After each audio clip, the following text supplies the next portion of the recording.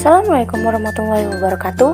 Kami dari kelompok 6 kelas PSIK tingkat 1C akan mengumpulkan tugas praktek osmosis dan difusi. Percobaan yang pertama yaitu pada teh celup yang diletakkan pada suhu air dingin, panas, dan normal. Pertama-tama kita siapkan air hangat, air normal, dan air dingin di dalam 3 wadah. Kemudian celupkan teh celup ke dalam masing-masing wadah yang mempunyai suhu berbeda-beda tersebut.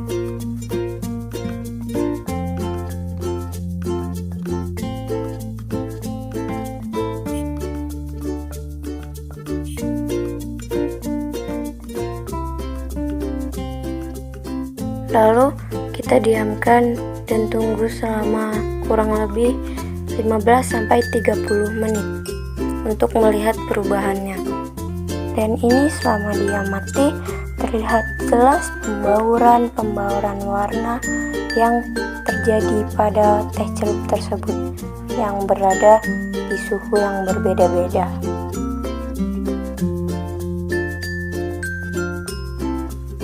Setelah kurang lebih 15-30 menit, terlihat jelas perubahannya, yaitu teh yang dicelupkan ke dalam air yang bersuhu panas atau hangat cenderung lebih pekat warnanya.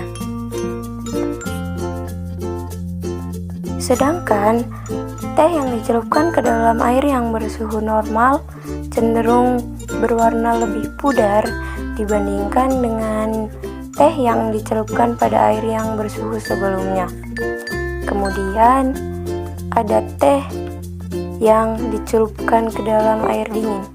Warnanya cenderung lebih kekuningan atau jauh lebih muda dari warna-warna teh yang dicelupkan di wadah-wadah yang bersuhu sebelumnya.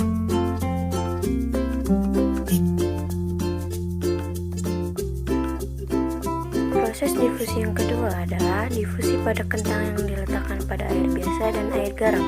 Pertama, kita ukur kentang terlebih dahulu menggunakan pulpen di atas kertas dan bedakan mana yang akan ditaruh di air garam dan di air yang biasa. Proses yang selanjutnya kita lakukan adalah masukkan masing-masing potongan kentang tadi ke dalam wadah yang berisi air garam atau air asin dan air yang normal atau air biasa. Kemudian tunggu prosesnya selama 30 menit. Setelah 30 menit, angkat satu persatu kentang dari dalam wadah. Kentang yang pertama adalah kentang yang berada di dalam air garam. Bisa dilihat dari teksturnya, kentang tersebut cenderung lebih lembek atau lentur.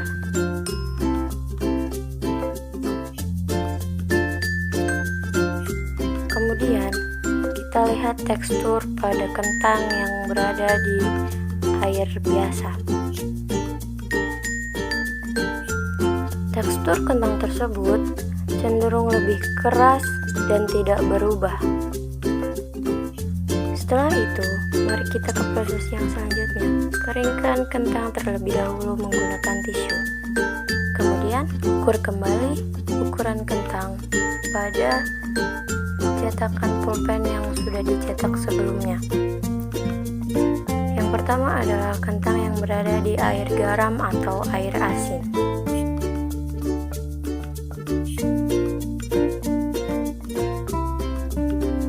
Kemudian kita lihat ukurannya berubah atau tidak.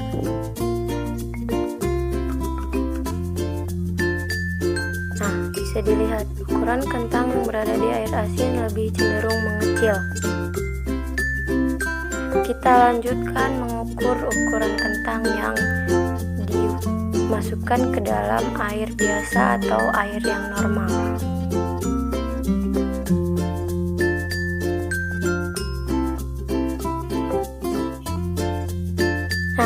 Kita lihat di sini ukuran kentang yang berada di dalam air yang biasa atau normal cenderung lebih besar dari ukuran sebelumnya.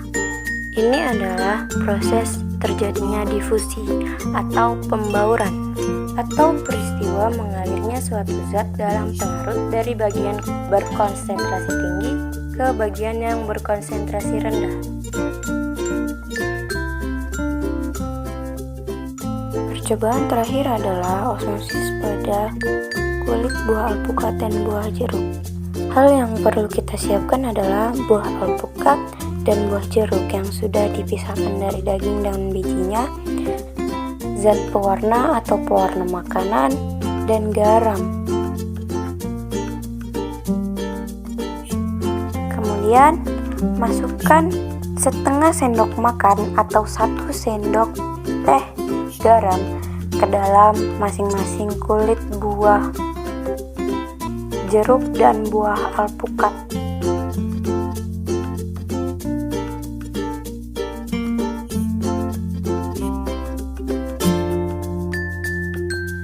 Kemudian, letakkan masing-masing kulit buah yang sudah diisi dengan garam tadi ke dalam wadah yang sudah berisi cairan pewarna makanan.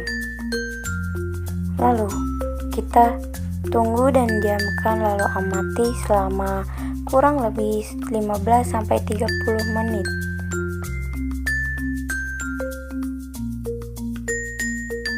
Setelah kurang lebih 15-30 menit, sudah mulai terlihat perubahan zat garam pada masing-masing kulit buah. Zat garam yang berada di kulit buah alpukat terlihat lebih cair.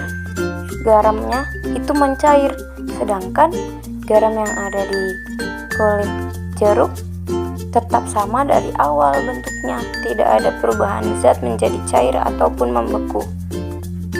Proses ini sendiri disebut dengan osmosis.